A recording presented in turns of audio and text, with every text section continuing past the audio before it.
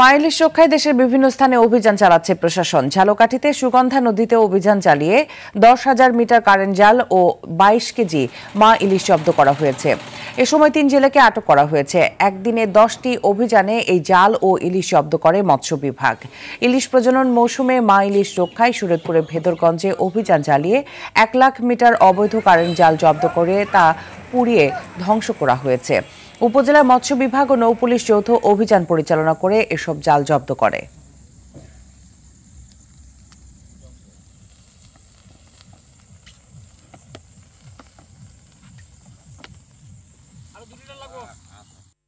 এই বিষয়ে আরো জানাতে ঝালকাঠি থেকে সরাসরি যোগ দিচ্ছেন আমাদের সহকর্মী জহিরুল ইসলাম।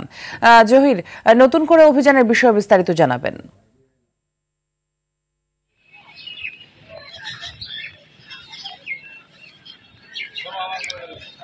মিতু, ঝালকাঠিতে কিন্তু আমরা যেটি লক্ষ্য করতে পেরেছি যে মা ইলিশ রক্ষার যে কার্যক্রম শুরু হয়েছে 4 অক্টোবর, সেই থেকে কিন্তু ঝালকাঠির বিষখালী এবং সুগন্ধা নদীতে মৎস্য বিভাগ প্রশাসনের সহায়তায় কিন্তু অভিযান পরিচালনা করছেন।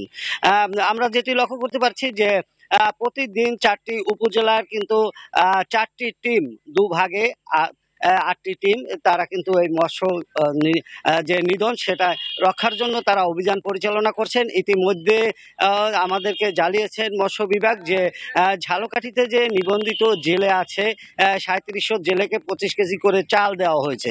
কিন্তু একদিকে অভিযান চলছে, অন্যদিকে কিন্তু কিছু অসাধু জেলেরা তারা কিন্তু প্রতিদিনই মাছ শিকারের জন্য নামছেন এবং তাদেরকে যে প্রতিরোধ করার জন্য মৎস্য বিভাগ পুলিশ প্রশাসন নিয়ে জেলা প্রশাসনের সহায়তায় কিন্তু অভিযান পরিচালনা করছেন। এরপরেও কিন্তু যে অসাধু জেলেদের কিন্তু প্রতিরোধ করা যাচ্ছে না।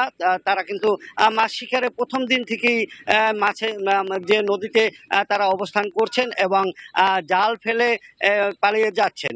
মৎস্য বিভাগ জানিয়েছেন যে চলমান যে কর্মসূচি রয়েছে মা ইলিশ রক্ষার অভিযান, সেটি যে 22 তারিখ পর্যন্ত চলবে, এটি তারা নিয়মিত পরিচালনা করে কর্মসূচি বাস্তবায়ন করবেন। মিতু,